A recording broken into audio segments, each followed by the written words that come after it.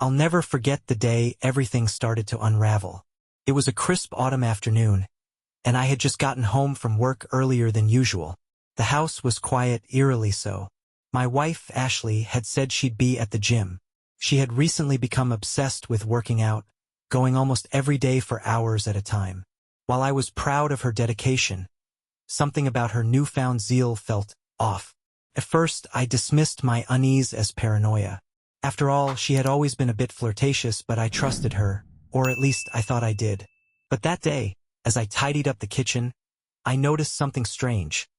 Ashley's gym bag was sitting by the door.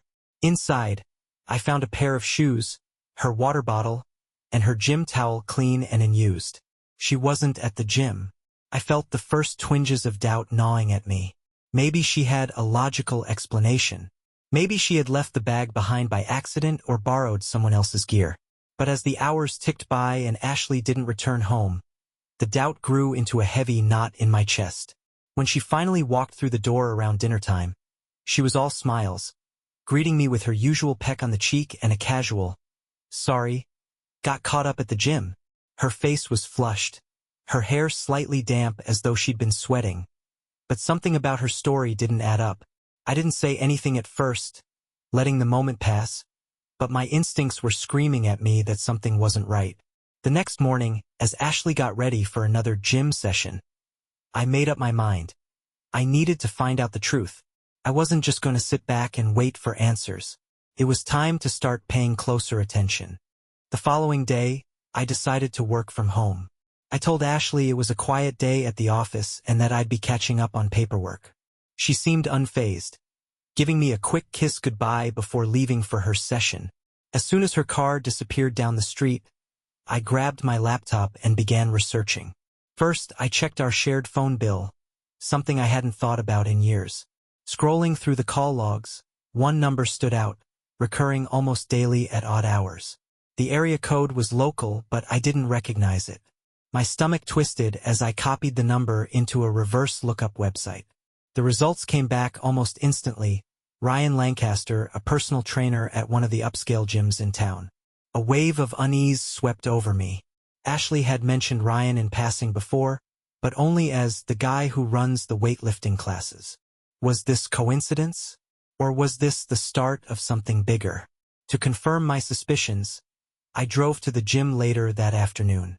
Sitting in my car across the street, I waited. Ashley's car wasn't in the parking lot. Not at first, anyway. I was about to chalk it up to paranoia when a black SUV pulled in. Ashley stepped out, dressed in tight leggings and a tank top, her hair tied up in a high ponytail. She wasn't alone. Ryan got out of the driver's seat, walking around to greet her. The two stood close, too close. He leaned in, saying something that made her laugh, and then they disappeared inside together. My heart hammered in my chest. I wanted to storm in there, demand answers, but I held back. This wasn't enough. If I was wrong, confronting her now could ruin everything. If I was right, I needed proof. I left the gym before they came out, heading back home to think. What was going on? Were they just friendly? Or was there something more? I couldn't stop picturing the way they'd stood together, his hand briefly brushing her back as they walked inside. That night, Ashley came home as usual. She was cheerful, even playful, and didn't seem to suspect anything. But I noticed something I hadn't before. Her phone, usually glued to her hand, was conspicuously absent. It wasn't on the counter, not in her bag, and not charging. She must have hidden it somewhere. The knot in my stomach grew tighter as I lay in bed that night. Ashley fell asleep almost instantly, but I stared at the ceiling, replaying the events of the day. I needed more evidence and I needed a plan. Tomorrow I would follow her. The next morning, I set my plan into motion. Ashley went about her usual routine, pulling on her gym clothes and tossing her bag over her shoulder. She paused by the mirror to apply a touch of lip gloss, a detail that struck me as unusual. Who puts on makeup to work out? "See you later," she chirped, leaning down to kiss me on the forehead before heading out the door. I waited a full 5 minutes, peeking out the window to watch her car disappear. Then I grabbed my keys and followed. I kept a safe distance, my heart pounding every time she stopped at a light or slowed for traffic. Finally, she pulled into the same gym as the day before. I parked a block away, feeling like some low-rent detective. This was ridiculous. I was tailing my own wife, but I couldn't stop now. I had to know. Ashley got out of the car, phone in hand, and sent a quick text. Seconds later, Ryan's black SUV pulled into the lot. He didn't park, though. Instead, Ashley climbed into the passenger seat, and they drove off together. That was it. Whatever shred of hope I had clung to crumbled in that moment. She wasn't at the gym to work out. She was meeting him. I started my car and followed them, keeping my distance. They drove out of town, taking winding back roads until they reached a secluded hiking trail I'd never noticed before. Ryan parked and they both got out. I parked a good distance away and watched as they laughed and walked into the woods together, side by side. This was worse than I'd imagined. If it had been a hotel or some hidden corner of the city, maybe I could have convinced myself it was just lust. But this, a quiet romantic hike in the woods, felt intimate. I grabbed my phone and snapped a few photos from the car, my hands trembling. This wasn't conclusive, but it was enough to fuel my anger. They disappeared into the trees, leaving me alone with my thoughts. I debated following them but decided against it. If I got too close, I risked being spotted, and I wasn't ready for that confrontation. Instead, I waited. Minutes turned to hours, the afternoon sun dipping lower in the sky. Finally, just as dusk began to fall, they emerged. Ashley was smiling, her hair a little messy, her cheeks flushed. Ryan's hand brushed her arm as they walked back to the car. I tailed them as they drove back to the gym, where Ashley switched back to her car and headed home. When I got there, she was already in the kitchen, humming to herself as she made dinner, acting like nothing had happened. "Good workout?" I asked casually, trying to keep my voice steady. "Yeah," she said without hesitation. "I tried a new routine today. It was tough, but I feel great." I nodded, masking the storm of emotions churning inside me. She was lying to my face. That night, as she slept peacefully beside me, I stared at the ceiling, the weight of her betrayal pressing down on my chest. This wasn't just paranoia anymore. Something was happening, and it wasn't innocent. Tomorrow I would dig deeper. By the time morning rolled around, I had barely slept. Every time I closed my eyes, images of Ashley and Ryan walking into the woods together flashed behind my eyelids. I wasn't sure what hurt more, the idea of her lying to me or the thought of her choosing someone else over me. Ashley left for the gym again around her usual time. This time I didn't follow her. Instead, I spent the morning collecting every shred of evidence I could find. I started with her phone, which she had carelessly left on the kitchen counter while she got ready. Unlocking her phone was surprisingly easy. She hadn't changed her passcode since the last time I'd borrowed it.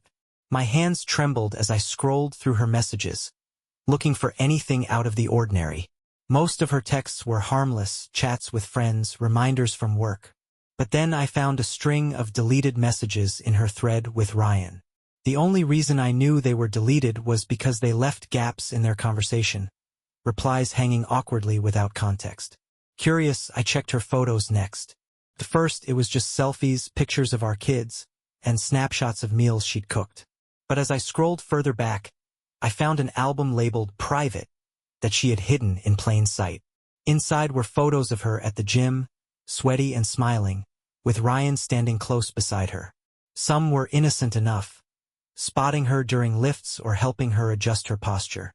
But others felt suggestive. The way he stood too close, the way his hands lingered on her waist. It told a story I didn't want to believe. I closed her phone and set it back on the counter before she noticed it was missing. My chest felt heavy, like a vice was clamping down on my lungs. I wasn't ready to confront her yet. I needed more. Later that afternoon, I called a private investigator.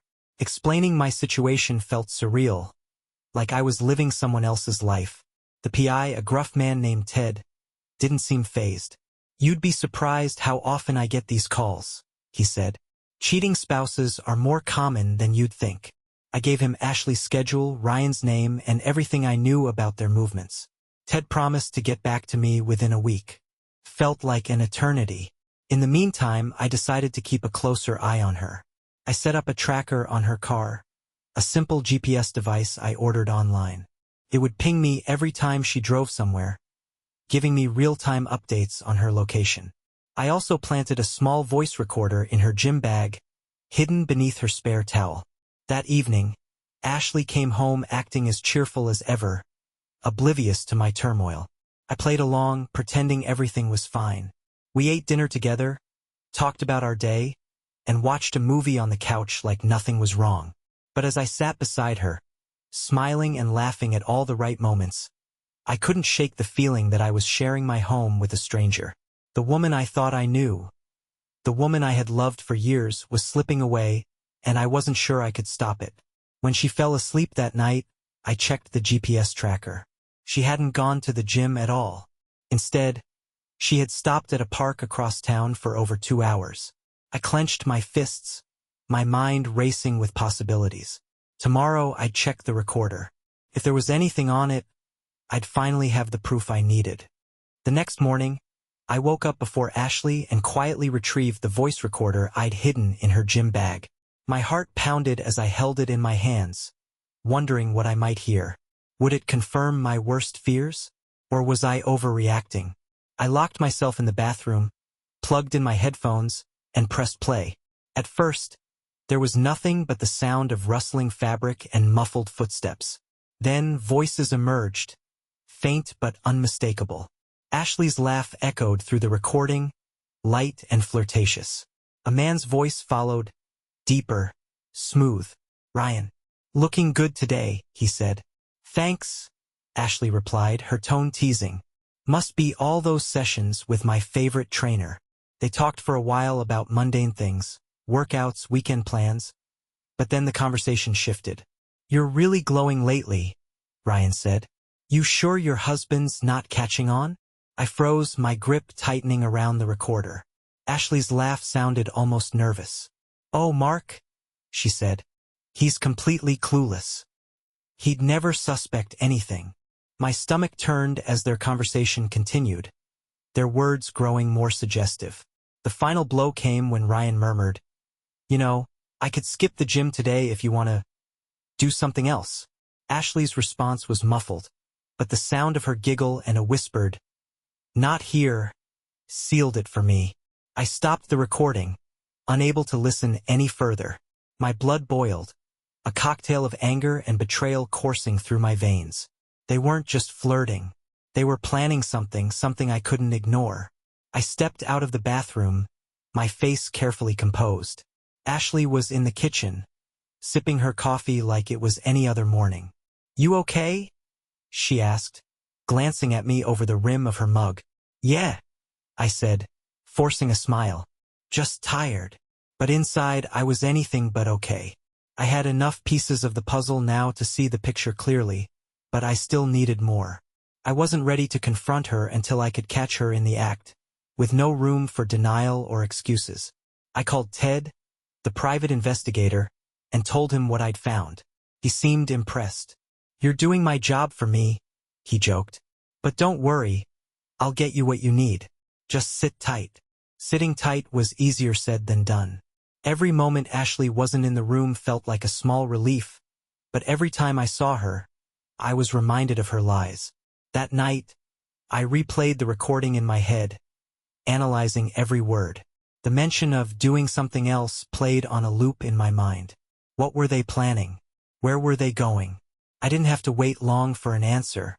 The GPS tracker pinged the next afternoon, showing Ashley's car parked at the same wooded trail I'd followed her to before. I grabbed my keys and left the house, my heart pounding with a mix of dread and determination. This time, I wasn't just going to sit back and watch. This time, I was going to catch them.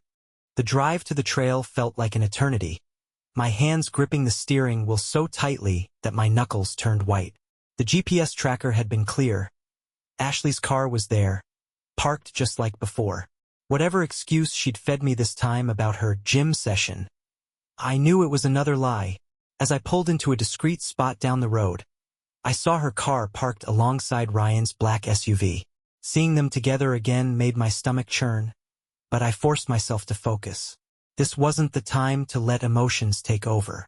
I needed to think clearly. I grabbed my phone and tucked it into my pocket, making sure the camera was ready.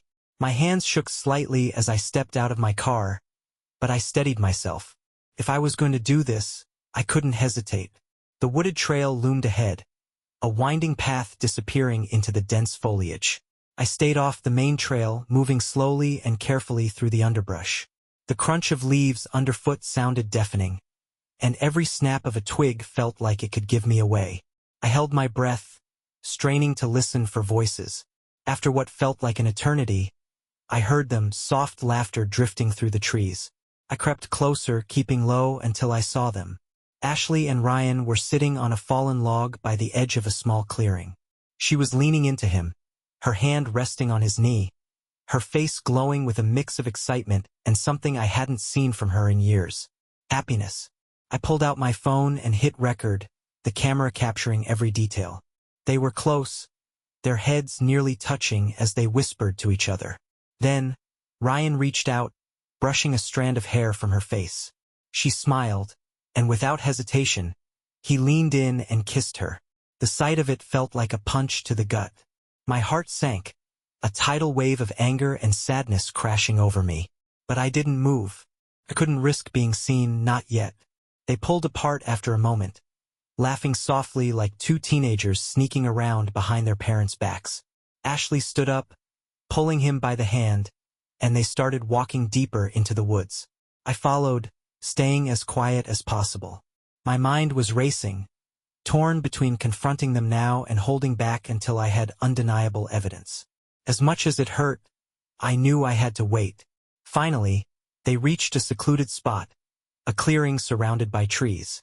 They sat on a blanket that Ryan must have brought, leaning into each other as if they didn't have a care in the world. I took a deep breath and kept recording, the camera capturing every detail. The way her hand lingered on his arm, the way he kissed her neck, the laughter and stolen glances that spoke of a bond far beyond casual flirtation. This wasn't just a fling. It wasn't just physical. It was something deeper, something that cut me to my core. After about 20 minutes, they packed up and headed back toward the parking lot, leaving me frozen in the woods. I stayed hidden, giving them time to leave, before retracing my steps to my car. Sitting in the driver's seat, I played back the video I had just taken. It was all there, clear, undeniable proof of her betrayal. My chest felt hollow, my mind numb. I had the evidence I needed, but the question loomed. What was I going to do with it? For now, I drove home in silence, the weight of what I'd seen pressing down on me. The time for confrontation was drawing closer, but I needed to plan my next move carefully. If Ashley wanted to play games, I would make sure I had the final word. Back at home, I sat in my car for what felt like hours, staring at nothing in particular. The video sat on my phone like a loaded gun, ready to fire, but I wasn't sure where to aim it just yet. 1,000 questions swirled in my mind. Should I confront her tonight? Should I wait for more evidence? Should I tell someone, anyone, what was happening? Eventually, I dragged myself inside. Ashley wasn't home yet, which was typical after her gym sessions. I used the quiet to upload the video and photos to a secure folder on my computer, backing them up on a cloud drive just in case. No way was I going to let her talk her way out of this. As the video played back on the bigger screen, my anger bubbled to the surface again. The way she looked at him, touched him, it wasn't just lust. It was intimacy. That realization made the betrayal cut even deeper. Ashley came home about an hour later, all smiles as usual. She kissed my cheek and started unpacking groceries she'd picked up on her way back. The ease with which she carried on, the casual normalcy of her actions, made my skin crawl. "Hey babe," she called from the kitchen. "I got your favorite pasta for dinner. Sound good?" "Sure," I replied, forcing my voice to sound steady. The rest of the evening passed in a haze. We ate dinner, watched TV, and went through the motions of a couple with no troubles in the world. But every time she laughed at a joke or leaned against me on the couch, I couldn't help but think about Ryan. When she went to bed, I stayed up. The private investigator, Ted, had texted me earlier in the day, saying he'd made some progress. He asked if I could meet him the following afternoon to go over what he'd found. I agreed. The next day, I walked into Ted's office with a pit in my stomach. The grizzled PI greeted me with a nod and gestured for me to sit. "You were right," he said, sliding a folder across the desk. "Your wife's been meeting up with this guy, Ryan Lancaster, for at least a couple of months. I've got timestamps, photos, and even receipts to back it up." Inside the folder were printed photos of Ashley and Ryan at the gym, at coffee shops, and even leaving the same park I'd followed them to. There were also screenshots of text messages Ted had managed to recover from her phone. Some were mundane, but others were explicit enough to make my stomach churn. "You're building a solid case here," Ted said, leaning back in his chair. "If you're thinking about divorce, this kind of evidence can go a long way." I nodded, barely able to focus on his words. The pieces were all falling into place, but the picture they painted was one I never wanted to see. Ted handed me a small recorder. "This has audio of a conversation they had at the coffee shop a week ago," he said. "Might be worth listening to when you're ready." I thanked him and left, the weight of the folder in my hands feeling heavier than it should. Back in my car, I played the recording, bracing myself for whatever I was about to hear. Ashley's voice came through first, soft but unmistakable. "I feel bad lying to him," she said. "Don't," Ryan replied. "You deserve to be happy. Besides, it's not like you're going to leave him yet, right?" "Not yet," she admitted. I need more time to figure things out." I stopped the recording, unable to listen anymore. This wasn't just an affair. She was calculating, planning, weighing her options. I clenched the steering wheel, my jaw tightening. If she thought she could string me along while she played house with Ryan, she had another thing coming. The time for waiting was over. It was time to confront her, but I was going to do it on my terms. She wasn't going to see it coming. That night, I sat at the kitchen table long after Ashley had gone to bed, staring at the folder of evidence Ted had given me. The photographs, the text messages, the audio recordings, they were a roadmap to her betrayal. But I wasn't just looking for proof anymore. I was looking for justice. If Ashley wanted to live a double life, I'd make sure she faced the consequences. My plan began to take shape as I sifted through the evidence, each piece fitting into a larger strategy. I wasn't going to simply confront her in a heated argument. No, I wanted to catch her in a situation she couldn't talk her way out of. A moment so undeniable that even she couldn't spin it. I spent the next day preparing. First, I called Ted and asked him to tail Ashley during her next gym session, to pinpoint where she and Ryan were meeting. Then I went shopping for a few supplies: a small wireless camera, a tripod, and a discreet microphone. If I was going to confront her, I wanted a full recording of the moment. By the time Ashley left for the gym that afternoon, everything was in place. I pretended to be engrossed in work, but as soon as she was out the door, I grabbed my gear and followed at a safe distance. Ted texted me as soon as Ashley and Ryan arrived at the park. "Same place as before," he wrote. "They're heading into the woods." I parked a short distance away, careful not to be seen, and slipped into the trees. This time I stayed far enough behind to avoid detection, but close enough to see where they were going. They stopped in the same secluded clearing I'd seen before. Ashley spread out a blanket, and they sat together, laughing and talking like they didn't have a care in the world. I positioned my camera behind a cluster of bushes, the lens trained on them. The microphone was already running, capturing every word. "I hate sneaking around like this," Ashley said, her voice carrying just enough for the mic to pick up. Ryan smiled, brushing her cheek with his thumb. "It won't be forever," he said. "You just need to decide when you're ready." Ashley sighed. "It's not that easy, Ryan. Mark's a good guy. I don't want to hurt him." I clenched my fists, anger bubbling beneath the surface. Her words were dripping with hypocrisy. If she didn't want to hurt me, she wouldn't be here. Ryan leaned closer, his hand sliding around her waist. "He'll be fine. He's not the one who makes you happy. I am." Ashley hesitated for a moment, then kissed him. I felt my chest tighten, but I stayed still, letting the camera capture everything. After a while, they packed up and started heading back toward the trailhead. I waited until they were out of sight before retrieving the camera. The footage was perfect, clear and undeniable. When I got home, Ashley was already there, showered and wearing one of her usual smiles. She asked me about my day, made small talk over dinner, and acted like nothing was wrong. Little did she know, I had all the ammunition I needed. Tomorrow I'd set the final stage of the trap. She wasn't just going to face me. She was going to face the truth in front of someone else, a witness who could hold her accountable, someone she'd never expect. The next morning, I woke up with a clarity I hadn't felt in weeks. The pieces were finally coming together, and today would mark the beginning of the end.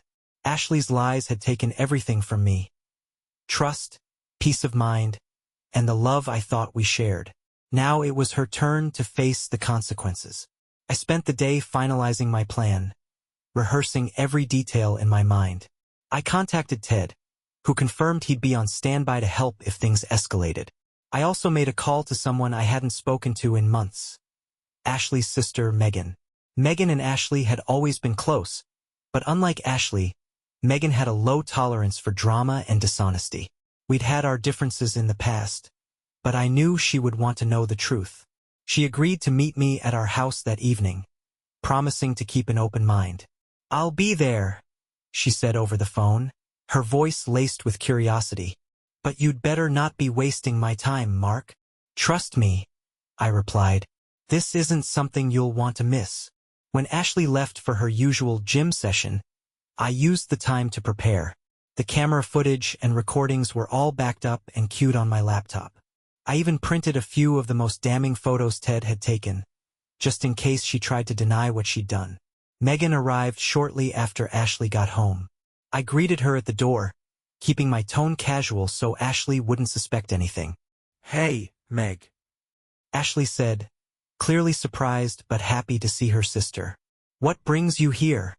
"I just thought I'd stop by," Megan replied, shooting me a look that said she was ready for answers. We all sat in the living room making small talk. Ashley seemed completely at ease, laughing and chatting like nothing was amiss. But as the minutes ticked by, my patience began to wear thin. Finally, I cleared my throat, my voice cutting through the conversation. "Actually, there's something I need to show you both." Ashley glanced at me, her smile faltering slightly. "What's this about?" I walked over to the laptop and hit play on the video I had recorded the day before. The room fell silent as the footage began to play. Ashley and Ryan in the clearing, their whispered words and intimate gestures filling the space like a punch to the gut. Ashley's face turned pale, her mouth opening and closing as if she wanted to say something but couldn't find the words. Megan, on the other hand, looked furious. "What the hell is this, Ashley?" Megan demanded, her voice sharp. Ashley finally found her voice, stammering, "I can explain. This isn't what it looks like." I laughed bitterly. "Isn't it? Because it looks like you've been sneaking around behind my back with your trainer. Care to correct me?" She stood up, her hands shaking. "Mark, this isn't fair. You've been spying on me?" "You're damn right I have," I snapped. "Because you've been lying to me for months. I gave you every chance to come clean, but instead, you kept sneaking around." Megan crossed her arms, her eyes narrowing. "Ashley, is this true? Were you cheating on Mark?" Ashley's shoulders slumped, her defiance crumbling under the weight of the evidence. "I didn't mean for it to happen," she mumbled. It just did." "Spare me the excuses," I said, throwing the printed photos onto the coffee table. "You've been planning this, lying to me, and stringing me along while you decided what you wanted. Well, guess what? You don't get to decide anymore." Ashley looked from me to Megan, tears welling in her eyes. "I didn't want to hurt anyone," she whispered. Megan shook her head in disgust. "You didn't want to hurt anyone? Are you serious, Ashley? You're not just hurting Mark. You're destroying everything you've built together." Ashley broke down, sobbing into her hands, but I felt nothing. No pity, no sympathy, just the cold satisfaction of finally holding her accountable. "I want you out of the house," I said firmly. "Tonight." I've already contacted a lawyer, and I'm filing for divorce. You can stay with Ryan or figure it out on your own. But you're done here. Megan stood, her expression hard. I'll help her pack. You don't deserve to deal with this alone, Mark. Ashley tried to plead with me, her voice breaking as she begged for another chance. But I didn't budge. This wasn't a mistake, it was a choice. And now she was going to face the consequences. By the time the night was over, Ashley was gone, and the house felt strangely quiet. The storm had passed, but the damage was done. All I could do now was pick up the pieces and move forward. The silence in the house that night was suffocating, but it was also a strange kind of relief. For the first time in months, I didn't have to second-guess every word Ashley said, or wonder what she was doing when she wasn't home. The confrontation had torn the wound open, but at least now, I knew where I stood. Megan stayed for a while after Ashley left, helping me clean up the remnants of the scene. The photos were scattered across the coffee table, the laptop still open with the damning video paused on the screen. I can't believe she did this, Megan muttered, her anger still simmering. I always thought you two were solid. She didn't just hurt you, Mark. She hurt everyone who cared about you both. I nodded, too exhausted to say much. The adrenaline from the confrontation had worn off, leaving me drained. Thanks for being here, I said quietly. I don't think I could have done it without you.